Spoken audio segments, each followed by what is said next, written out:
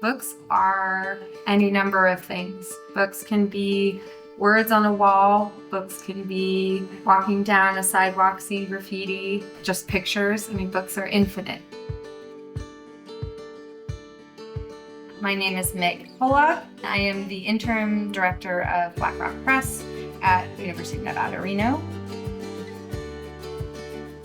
We're going to be looking at, okay, these are some structures that maybe going through them you feel inspired by one, but then how do you find the content to go inside of it? And that's where we can really use the landscape of Lake Tahoe, collecting things to make plates with, so actually printable objects to run through a printing press, and then how word and image work together. So I'm going to be bringing up provisional presses and wood type, historic wood type from our collection here at Black Rock Press, so that people can kind of play with word and image and how that goes together, and or use just images.